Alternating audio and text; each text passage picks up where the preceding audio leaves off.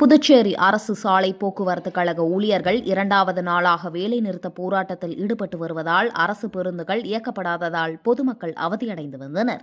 புதுச்சேரி அரசு சாலை போக்குவரத்து கழகத்தில் 850 ஊழியர்கள் பணிபுரிந்து வருகின்றனர். இந்நிலையில் ஊழியர்கள் தங்களை பணி நிரந்தரம் செய்ய வலியுறுத்தியும் 7வது ஊதிய குழு பரிந்துரையை அமல்படுத்தி சம்பளம் வழங்க வேண்டும் என கோரி பல கட்ட போராட்டங்களை நடத்தி வந்துள்ளனர். ஆனால் அவர்களின் கோரிக்கைகள் நிறைவேற்றப்படாததால் தங்களின் கோரிக்கைகளை நிறைவேற்ற வலியுறுத்தி ஊழியர்கள் தொடர் வேலைநிறுத்த போராட்டத்தில் ஈடுபட்டு வந்தனர். புதுச்சேரி, காரைக்கால், மாஹே, ஏனாம் பிராந்தியங்களில் உள்ள பனிமலைகளில் வேலைநிறுத்த போராட்டம் நடைபெற்று வருவதால் இரண்டாவது நாளாக அரசு பேருந்துகள் இயக்கப்படாமல் பனிமனைகளில் நிறுத்தி வைக்கப்பட்டுள்ளன.